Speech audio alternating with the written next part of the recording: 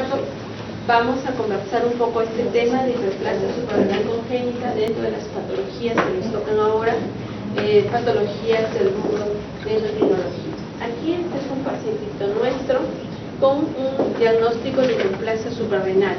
Si pueden ver en este bebé, tenemos una hiperpigmentación de la piel, vemos esta zona de la base umbilical del ombliguito hiperpigmentado, la área genital también, el penecito, aunque no podríamos catalogarlo como un pene grande, sí vemos que de repente es un aumento un poquito más de lo usual.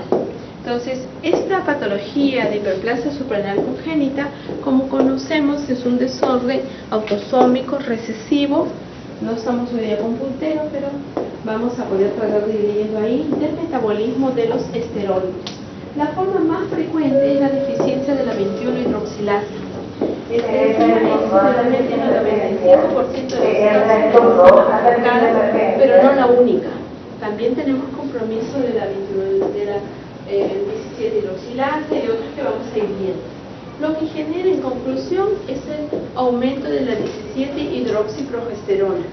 Y este aumento también va de la mano con incremento de androstenediona, corticotropina y cortisol reducido, con la hormona principal del estrés. Como ustedes van a recordar, esto es un eje normal y todas estas hormonas tienen un feedback de control hipotálamo en alguna de las hormonas, hipófisis y el órgano periférico. En este caso también tenemos hipotálamo, tenemos hipófisis y tenemos la glándula suprarrenal, donde existe un feedback. Tenemos acá ACTH que estimula a nivel adrenal la producción de cortisol, que es como la que va a ser la respuesta de feedback. Aquí lo que ocurre en un paciente con un problema de hiperplasia suprarrenal que no está tratado, que no ha sido tratado, vamos a encontrar generalmente un aumento de ACTH, una disminución de cortisol, porque ese es un problema de no producirlo por acá. No produce cortisol y, por otro lado, un incremento marcado de andrógenos. Cuando ya el paciente recibe tratamiento y recibe hidrocortisona exógena y tenemos más cortisol, eso bloquea parcialmente el eje y la respuesta de ACTH disminuye y por ende también disminuye la respuesta de andrógenos. De tal manera que directamente no es que va el hidrocortisona que le damos a tener una relación directa para que baje, sino que esto es un mecanismo indirecto al alterar la respuesta del eje. Aquí un poquito más de detalle. Entonces, como sabemos, todos estos esteroides van a venir, todos estos LDL vienen, hay receptores para LDL y colesterol en la glándula suprarrenal en sus diferentes zonas. Tenemos tres zonas principales: fasciculata, reticular y glomerulosa, y en la zona fasciculata es en la que producimos los glucocorticoides, que es lo más importante para este tema de lo que vamos a ver que ocurre. En las zonas reticulares, como ven ustedes, la producción de andrógenos, la producción de estrógenos, y en la glomerulosa la aldosterona. Vamos a ver que para la síntesis del cortisol también tienen que ver 4 enzimas importantes de la familia citocromo P450. Entonces, y aquí toda la esteroidogénesis adrenal. Y en esto, como ustedes conocen, entra todo el ciclo, lo que es LDL, lo que es colesterol, entra toda esta zona fasciculata de la glándula suprarrenal y va avanzando en todo el mecanismo de lo que representa el metabolismo del colesterol hasta dar los productos finales que queremos: mineralocorticoides, glucocorticoides y hormonas sexuales. Generalmente, la que en 95% de los casos vamos a tener en deficiencia es la 21-hidroxilasa. Esta enzima, que es la 21-hidroxilasa, tiene que ver en el paso de esta progesterona hacia 11-deoxicorticosterona. Y a su vez, en cada punto donde ven este número, va a poder tener su actuación. Entonces, como vemos, cuando no hay esta enzima, todo esto va a quedar bloqueado, se va a acumular y no vamos a tener los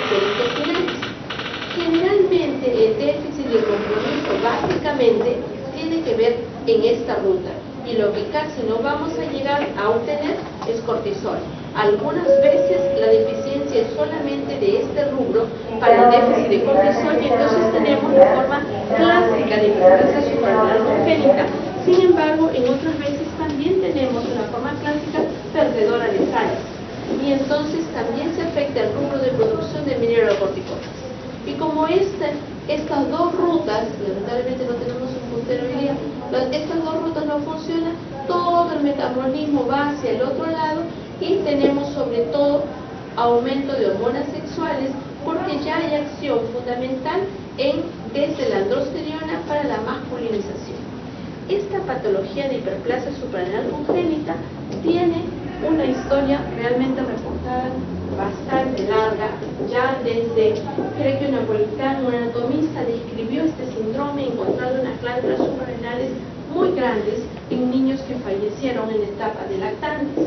En el 87, Phillips describió esta patología como un síndrome perdedora de sales en niños que mueren deshidratados sin causa aparente infecciosa o una causa conocida de deshidratación. Phillips también en el 88 hace descripciones de las diferentes fases de hermafroditismo sin relacionar todavía con que esto es una hiperplasia suprarrenal. En el 45 Blackman ya habla recién de la hiperplasia progresiva del adrenal, ¿no?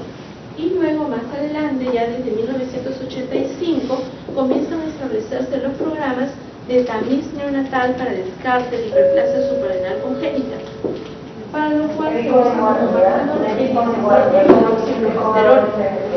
En el 89, ya en hiperplasia suprarrenal era un programa o una enfermedad detectada por tamiz dentro del programa nacional japonés. Para el año 2000 ya en el mundo habían 23 programas de tamizaje para esta patología, ¿no? Y 100% del país se tamizaba en Japón, países europeos y en América, en Estados Unidos sobre todo y Canadá. Algunos de nuestros vecinos ya lo tienen, la mayoría realmente de nuestros vecinos como Brasil, Argentina, Chile, Colombia lo tienen como parte de su tamiz, Bolivia, Ecuador, no. Nosotros ya tenemos ley para identificación de esto, sin embargo la implementación todavía es deficiente. Seguridad Social, ese tamizaje para hiperplasia suprarrenal ya desde el año 2008. Nosotros estuvimos haciéndole un tiempo, luego hemos dejado de hacer tamiz para hiperplasia suprarrenal y esperemos este año volver a retomar.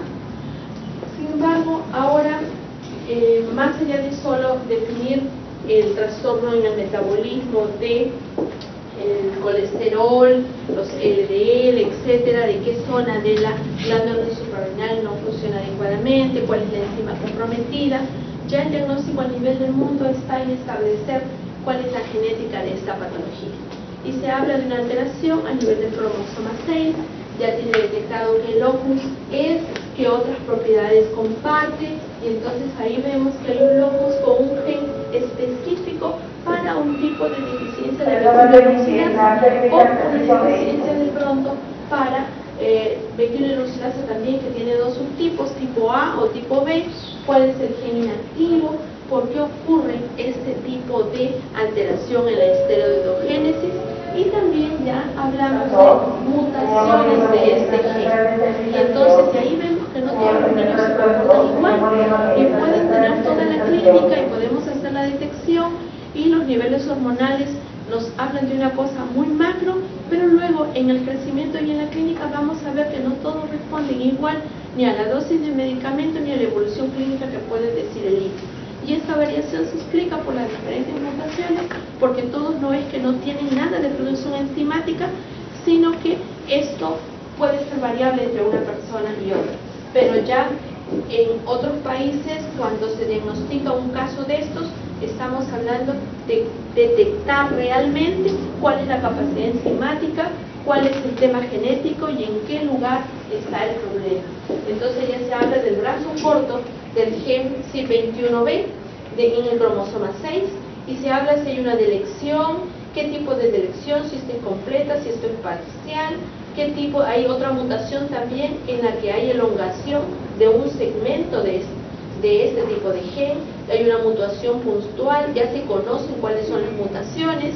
Entonces, esto es importante conocerlo porque aun cuando nosotros no lo hagamos de rutina y nosotros no sepamos qué tipo de mutación es, cómo va, entonces tenemos que saber que esto existe para poderlo pedir de repente hasta fuera del país a nuestros pacientes.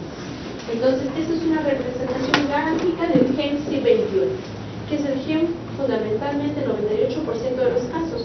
Últimamente salieron unas publicaciones de otro gen que también tiene que ver, que no solamente está en el cromosoma 6, que está en el cromosoma 8, ¿no? Entonces, las mutaciones más frecuentes están ahí descritas y son 15 las más frecuentes asociadas a hiperplasia suprarrenal congénita.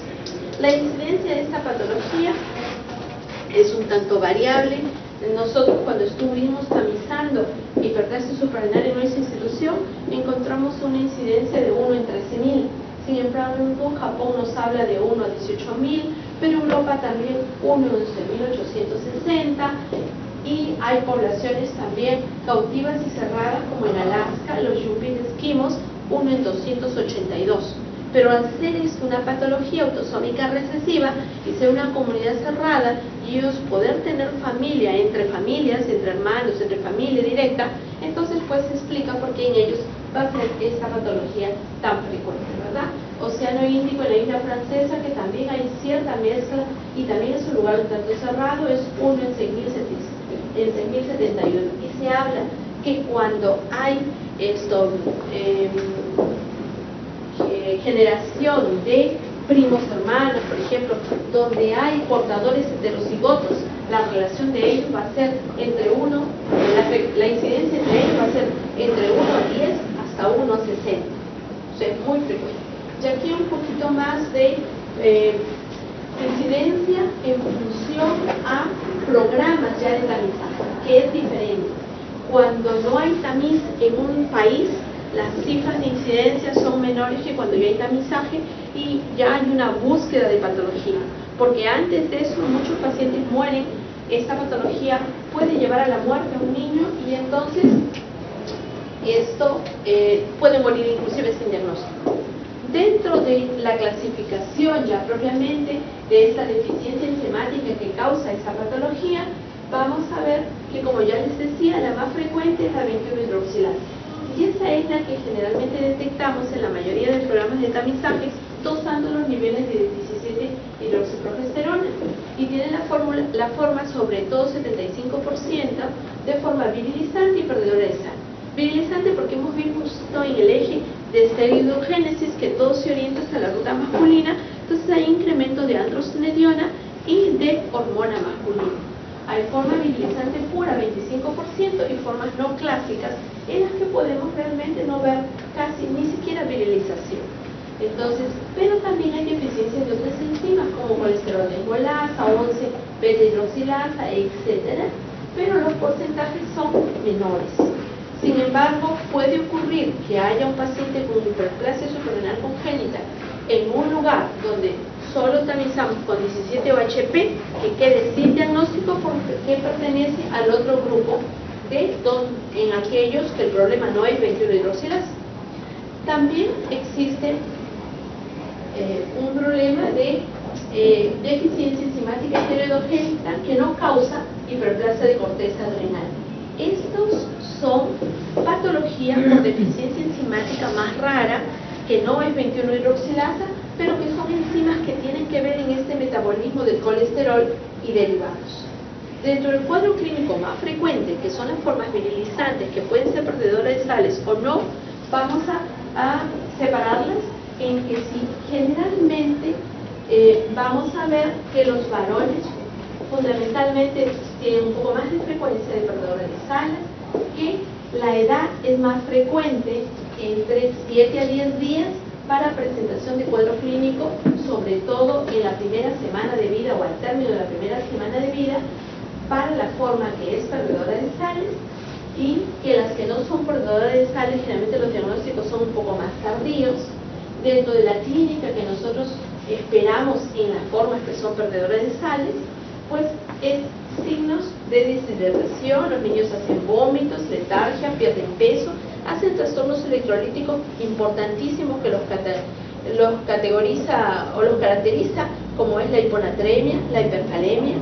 En aquellos pacientes que no hacen un debut temprano, que no son perdedores de sales, muchas veces el diagnóstico todavía es tan tardío en los lugares donde no hay tamizaje, como hacen los prodrugitados, en la que vemos que hay un incremento del vello púbico, hay un crecimiento acelerado y muchas veces el diagnóstico es todavía hasta los 4 años. Y en aquellos pacientes en los que no es perdedora de sales también, algunos van a ser diagnosticados dentro de la semana o desde el nacimiento por encontrar genitales ambiguos, por encontrar en niños sobre todo masculinización. A veces el problema o la situación más difícil de diagnosticar es en los varones, porque los varones pues algo de pigmentación puede pasar solamente por efecto hormonal materno sin que represente realmente una patología de fondo y pasar desapercibido. En estos niños vamos a ver que vamos a encontrar disminución de cortisol, vamos a encontrar aumento de corticotropina. Nuevamente, la forma clásica, vamos a ver incompleta, virilizante y también virilizante con pérdida de sangre. Pero recuerden que puede haber una hiperplasia suprarrenal congénita que puede ser completamente asintomática y que al nacer, sobre todo en varones, no va a dar ningún cuadro clínico. Entonces, un buen grupo de pacientes con hiperplasia suprarrenal congénita pueden ser asintomáticos.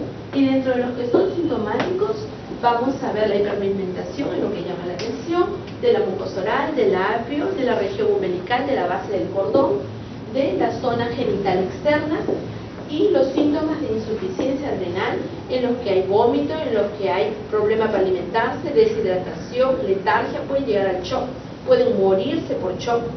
Los síntomas que están relacionados al exceso de andrógenos, y tenemos la clitorimegalia, el pene grande, fusión labial al extremo, que puede parecer un escroto, puede estar completamente cerrado, el seno urogenital, si es un varoncito, mayor longitud del pene, y conforme van creciendo, vamos encontrando un incremento de la edad ósea.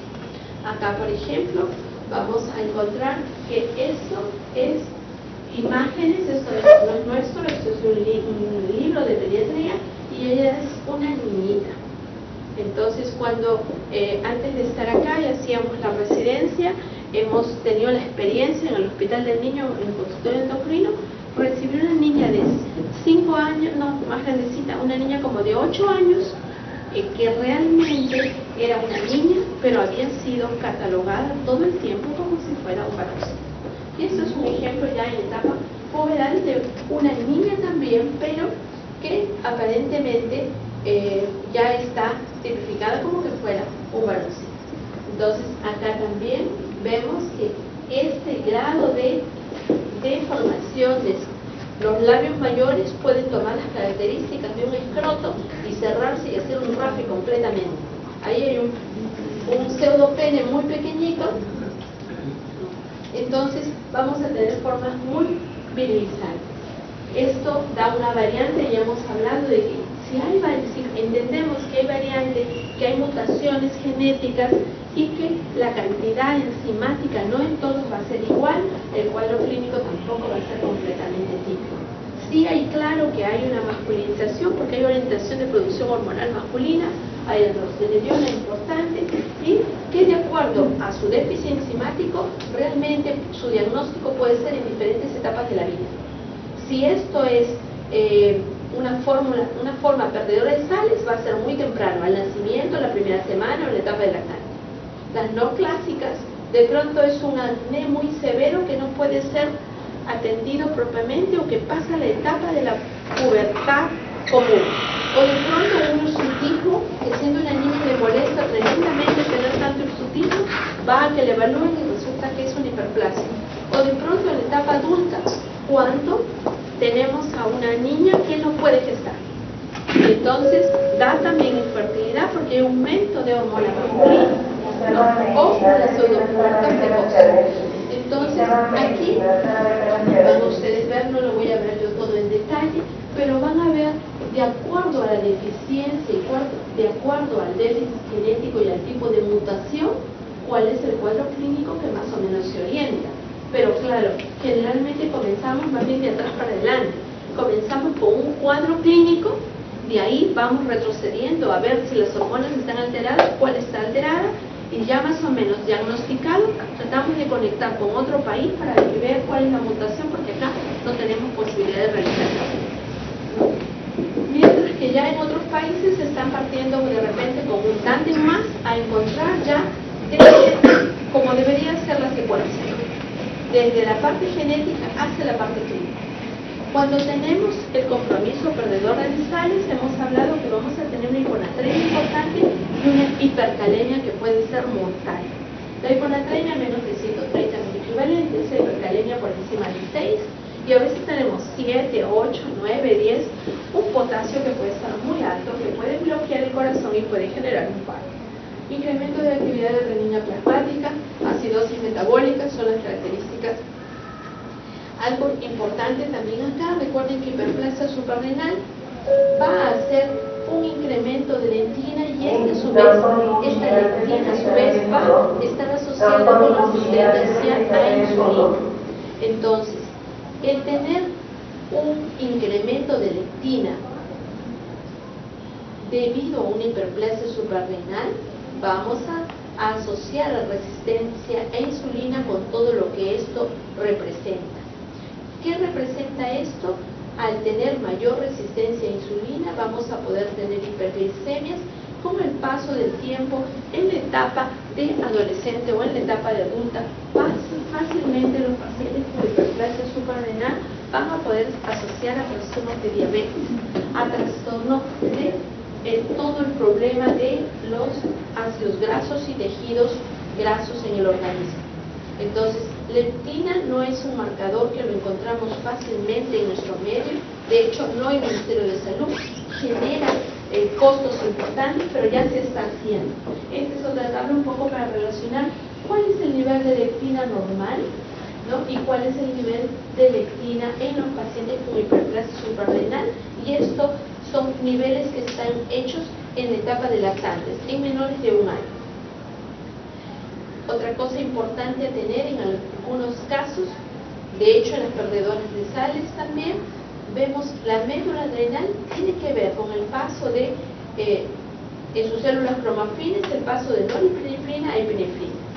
Y vamos a ver que frente a esta alteración, cómo es que vamos a vernos afectados en el caso de una hiperplasia suprarrenal, poder también asociar o tener alto riesgo cardiovascular y poder asociar a una enfermedad de Addison, a trastornos de crisis adrenales propiamente, y cuando ya tenemos este compromiso, también efectos de hipoglicemia. Vamos a ver que no todos se van a comportar de la misma forma. Hay algunos pacientes con hiperplasia suprarrenal que terminan elevando leptina y haciendo síndrome de resistencia ligada a insulina, y entonces ellos se comportan por el contrario con hiperglicemias. Entonces el cuadro es bastante florido y variado de acuerdo a cómo vaya creciendo este paciente.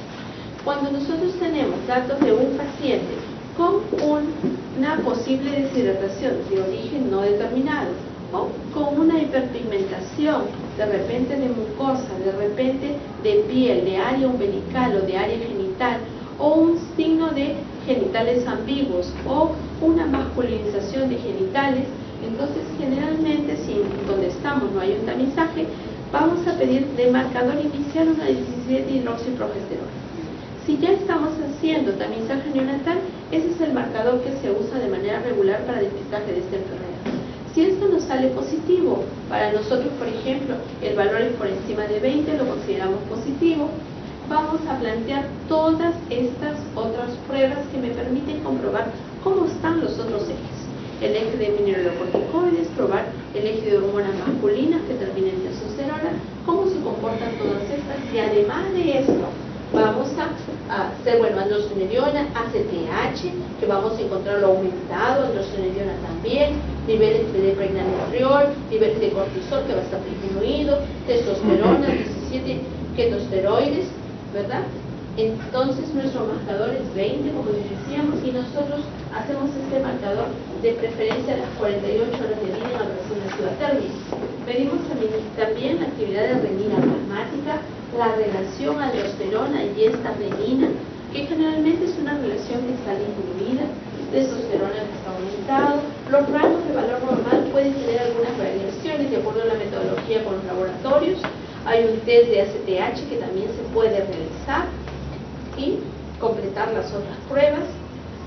Entonces nos permiten confirmar diagnósticos, nos permite confirmar que los otros ejes también están alterados, nos permite confirmar si es una forma perdedora de sales o no. Tenemos que tener una gasometría para buscar una acidosis metabólica, los niveles de electrolitos, de sodio, potasio.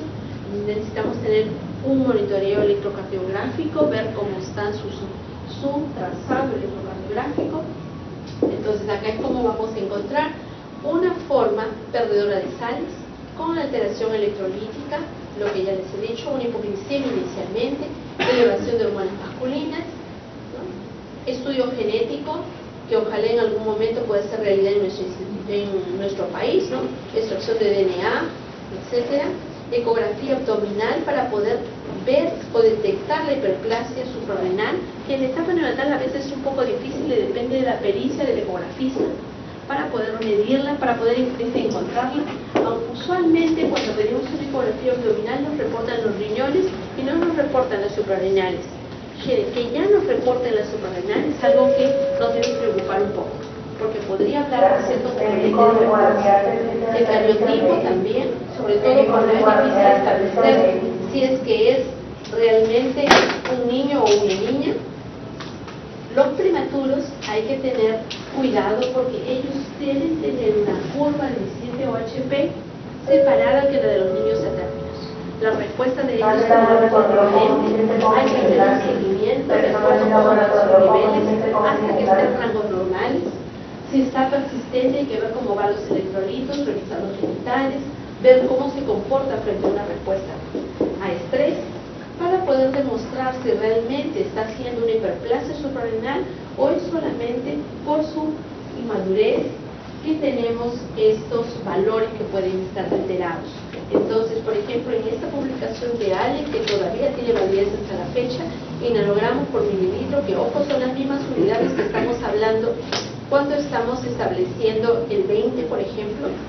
Estos son los valores, si ven cuántas veces más se eleva. En el menos de 1299 estamos hablando mayor de 165. Generalmente en un prematuro extremo, por ejemplo un niño de 28 semanas que nace, que está en una terapia intensiva, que está en un ventilador mecánico, que está en una etapa crítica, todavía no estamos haciendo tampoco lo que es el tamizaje neonatal. Los valores van a ser altos en aquellos lugares donde hacen un basal inicial, tienen que ajustarlo con las tablas que puedan tener, idealmente que sean hasta locales, lo cual es un poco más difícil.